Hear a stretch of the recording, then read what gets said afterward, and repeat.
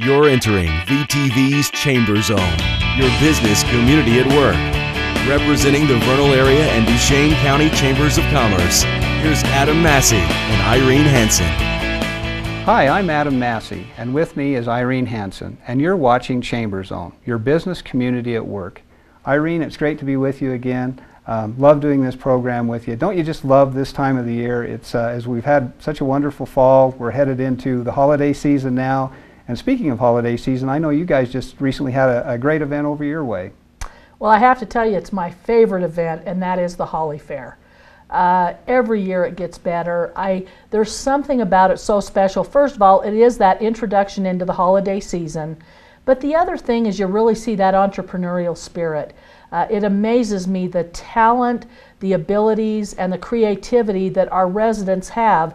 The items they make, how they come up with those new ideas all the time, I just can't imagine. But it's a special time. We had over 100 booths, way over 100 booths, and we figure in the 2 days we had over 10,000 attendees in those 3 locations. So we felt very fortunate. Oh, that's awesome. And it's a great opportunity, like you say, for your vendors to come out and get people out and just people to come and see all the neat things that we have in our area. We're getting excited too. We have holidays coming up here very quickly. It'll be November 23rd, the day after Thanksgiving, and we're getting excited about that. As you and I were talking beforehand, it's become a real big tradition here in Vernal. A lot of families from outside the area, as well as those that are from this area, look forward to that each year.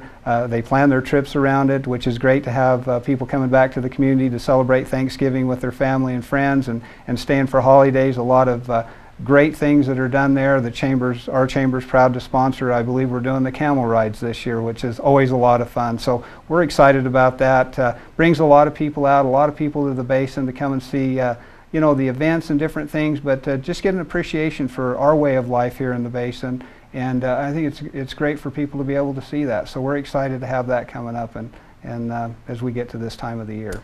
You know, I heard a lot of feedback last year on your holidays, and like you said, it's such a fun thing for families when children, you know, I think you had ice carving, there might have been some other things, and some great deals at our businesses. I think that's one thing that we really have to focus on. I know last weekend we incorporated a new business promotion along with Holly Fair. We thought if we're going to have 10,000 people coming to Roosevelt, you know, why not take that opportunity and make sure that some of our businesses were highlighted. So we were very excited to do that. We ordered some special signs that we could put up in front of businesses and actually helped sponsor a 6-page supplement in the local newspapers to kind of focus on the businesses so that they could take part in Holly Fair. Oh, that's fantastic, and it's great to see that the Chamber's involved with that and helping. There again, promoting business in your city and getting people out to those events, and that's fantastic. One other thing we do is we have the Parade of Lights that we will be doing that we're responsible for this year. So anybody that would like to get a float, I think we had about 30 entries last year. We do give away prize money for that, $300 for first place, $200 for second, and $100 for third. So we'd like to encourage people to come out and participate, and maybe we can even get a few more floats this year. So we're glad to do that as part of the community also, and have Santa Claus bring the kids down, obviously their holidays, and then the Parade of Lights that evening afterwards makes for a great event for that day. And you know, the nice thing everybody has to realize, with a light parade, anything lit up is beautiful. One time I saw bicycles and garbage cans in the back of a truck all lit up. It looked beautiful. So people should never worry about being able to put in a great float for a light parade, because it's very easy, a lot easier than they may think. You know, we've had one float that's been very successful, I believe the last 2 years. Tollmater, the truck that they bring over from your area. Exactly, and it does great. I think it's won at least first place one year and maybe second or first again last year, and those guys do a fantastic job. We appreciate, you know, it's a great opportunity for school clubs to, if they want to do a float, maybe to come down and do that. I know it's a little bit cold and sometimes that's hard. Hopefully you got an indoor place, maybe you can do it until you can bring it down, but yeah, we do have those applications at the Chamber and love to have anybody put a float in or any kind of an entry that they'd like to do. Well, I'll tell you, Christmas is going to be here before we know it, and I know that there's a lot of things to enjoy in both of our communities. Absolutely. And over in Duchesne City, they also do a light parade.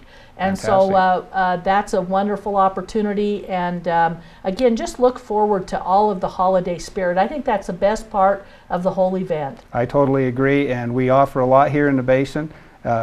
A lot of things to enjoy, a lot of great events, and so get out, like you said, get out and enjoy those events.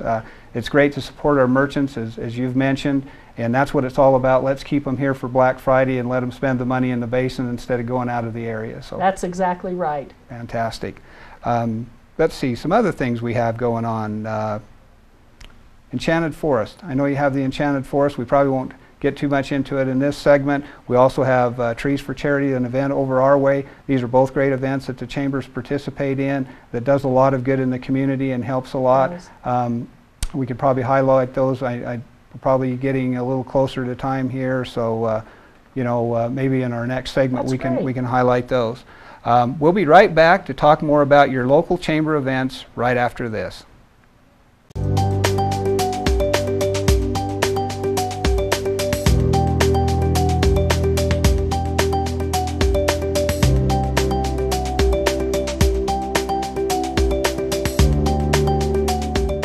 Almost 45% of the oil produced in Utah, 7.8 million barrels, comes from Duchesne County.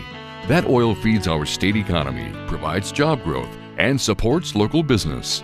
Here in Duchesne County, we're working to make Utah an economic, cultural, and technological leader. Whether you're here for business or pleasure, Duchesne County will welcome you with open arms and invite you to explore all the beauty of the Uinta Mountains. Duchesne County, close enough for business, far enough to get away. Welcome back to Chamber Zone, your business community at work. Irene, in the last segment we talked about some of the great events that we've got coming up that are going to be exciting for our area.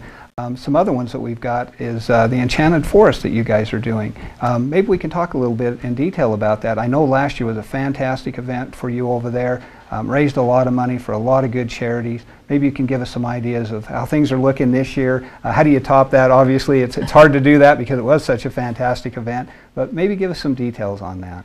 Well, you know, Adam, it was a wonderful event. You know, it's one of those things where you say, can you really stay, you know, so high, so excited, so happy, you know, for months afterwards? But there's something special that happens when you see your community come together, you see business, charities, leaders come together to do something so wonderful. But, you know, last year we did raise over $200,000, but, you know, I've come to realize it isn't really about the money.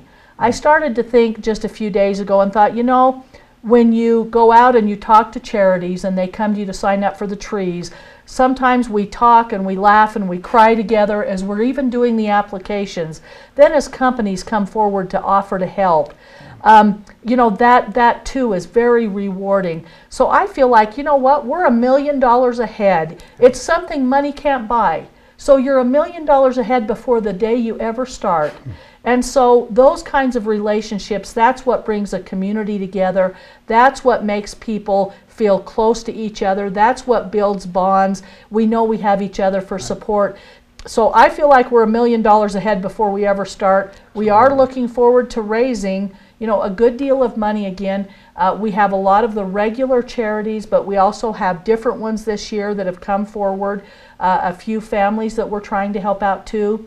And the companies, we're still excited and know that they'll be jumping on board. Yeah. So we try to make it very special. We try to do some unique things every year, have some surprises. We do have a big surprise for our business, for our businesses at this Enchanted Forest.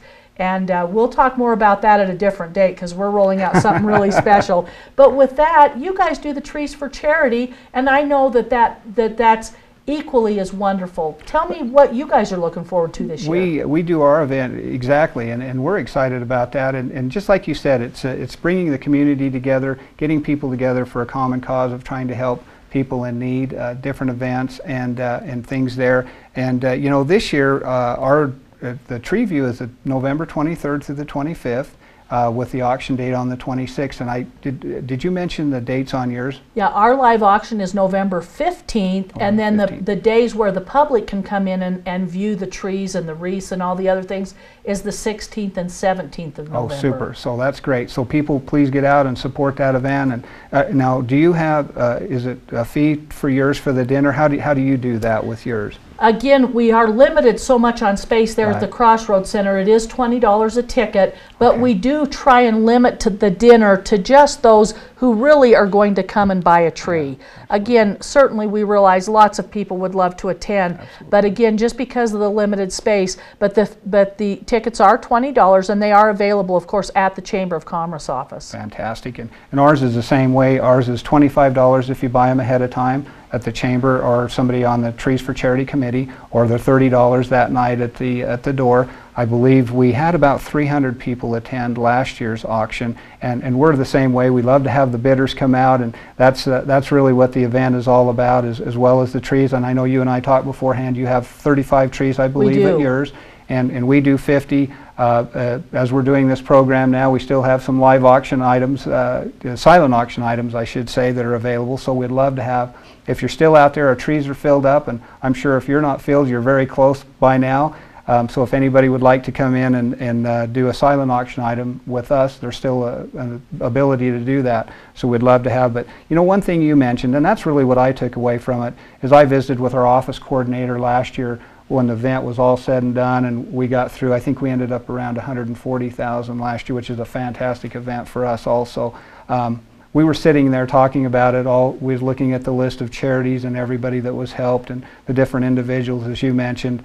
And I mentioned to her, I said, you know, all the neat events that we do, and I know you feel the same way as we've talked about that, all the neat things that we do, but how many times do you actually get to help people and change their lives? And this is one of those great events that really gives you an opportunity to feel good about what you do at the Chamber. And we have a lot of fun things we do, but this one really does change lives and does a lot of great things. It does, and a lot of these nonprofits are very fragile. I mean, you know, we've known, for example, many of them raise their money doing bake sales, a few $100s a year, and that may be all that they can raise. But this one event allows them to spend less time raising money and more time actually being able to go out and do the good work that they do. And I've come to have a whole new respect because most of the charities in our area is all ran by volunteers. Yeah, absolutely. A lot of fantastic companies that support us. We live in a great community. The Uinta Basin is absolutely a great place to live. It's fantastic. Thank you for joining us on Chamber Zone. Please join us next time right here on VTV Channel 6.